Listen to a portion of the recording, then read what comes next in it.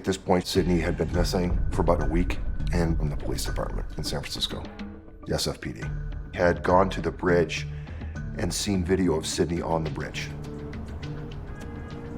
They told us that they had found video on the Golden Gate Bridge of someone who looked like Sydney. And they were basically telling us, sorry, she was last seen on the bridge, so that's probably not good news. They believed that she had committed suicide. I was shattered. Shattered. So I started asking a lot of questions. How do you know this? What evidence do you have? It just left me with like a million questions about what they saw. It is difficult for me to conceive of her doing that because of her personality. She's not the kind of kid who just throws her relationships away. She never has been. But Sydney struggled with anxiety and depression, and she had been struggling with it for a couple of years. In July 2020, we were on a family vacation up on the lake near Asheville, North Carolina. And we had our boat up there, and our boat was under a dock that had a roof, and you could jump off the roof and into the water. And it was a pretty good drop. It was probably 15, 16 feet to the water. And so she asked me, hey, Dad, what do you think about me jumping off with a floaty? I said, don't do it, because you're going to hit the water and you're going to stop. And it's going to be like hitting the concrete. And I think she thought I was kidding. And she jumped off.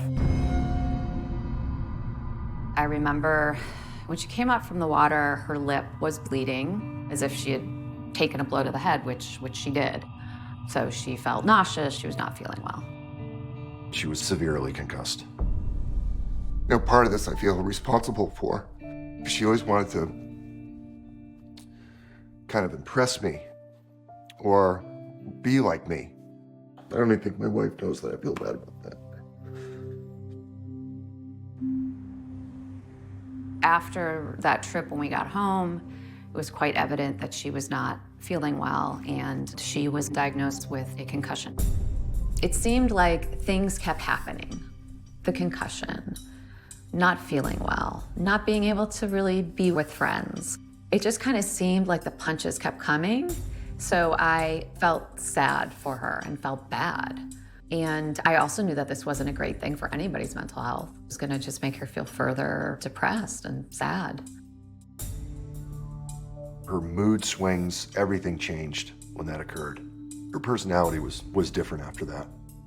Typically, people that are concussed that have any kind of history of anxiety and depression, it's a massive trigger to bring those symptoms back on. And I think that we saw that.